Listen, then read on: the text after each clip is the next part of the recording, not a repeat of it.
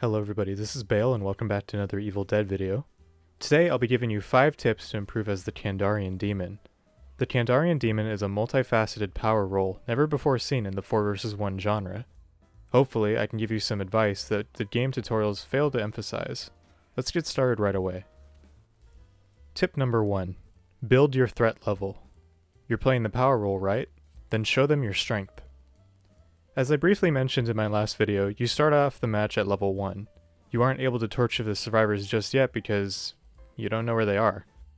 That doesn't mean you can't be proactive with your hunt. One of the core mechanics for building threat is to set traps with your collected infernal energy. While waiting for the survivors to reveal themselves, explore the map, setting traps inside buildings with valuable loot.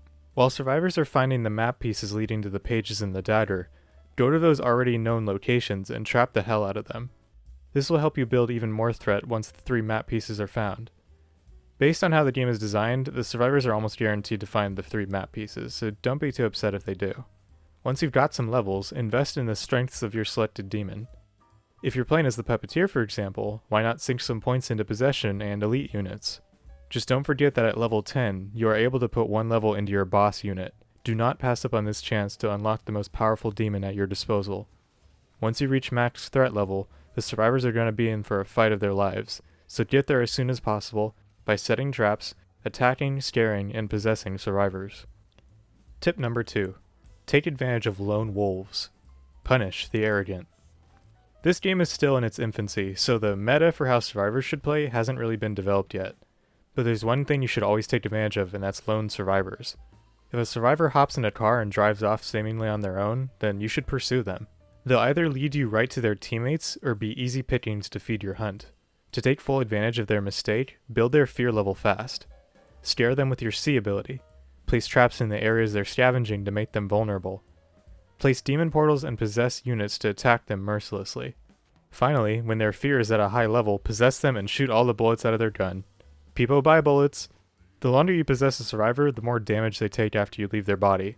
So take a little time to get to know your host better, and make him regret ever showing his ugly face to you. If you can take down the survivor while they're off on their own, they're pretty much guaranteed to die without anybody around to help them. Tip number 3. Know when to go all in. Deliver a devastating blow. Your lack of infernal energy at the start of the game is what keeps you from ending it early. Good demons will wait patiently for the right moment to strike. The moment will usually come when the Kandarian dagger or pages of the Necronomicon are being collected. While inside that glowing blue circle, demons will begin spawning passively, and your infernal energy levels will begin regenerating at high speeds. This is your time to strike. Crash against the survivors' defenses with an army of demonic fury. Assuming you've reached level 10 at this point, take to the battlefield as your chosen boss unit. Break their ranks by possessing high fear survivors and shooting your allies. Keep an eye out for scare traps that can be reset in the area, throwing the survivors off their game. If you play your cards right and single out weaker survivors, you might be able to end the game at this pivotal moment in the match. Tip number 4. Possession priority. Some survivors are just more delicious than others. We've talked about possessing survivors a lot by now, but let's take a moment to go into further detail about this mechanic. You need a flat amount of infernal energy to possess a scared survivor, about 50. The longer you possess a survivor, the more infernal energy you will drain from your reserves. I recommend possessing hunter class survivors. These types of survivors boast high ranged weapon damage, but that power is a double-edged sword. Possessing a hunter will temporarily give that power to you, dishing out high damage to the helpless gunner's team. On top of this, by shooting the survivors with their own bullets, you're using up their most precious and finite resources. Bullets and heals. Now, the best time to possess a survivor is when they're not being looked at by their teammates. While the survivors do get a notification that their friend was possessed, if you're not in their field of view, you'll be able to get in a few free hits before they counterattack. You're not here to fight fair people. Ambush and backstab to your heart's content. And don't be afraid to shoot all of their bullets. Oh, and steal their car while you're at it. Tip number 5. Opportunity is around every corner.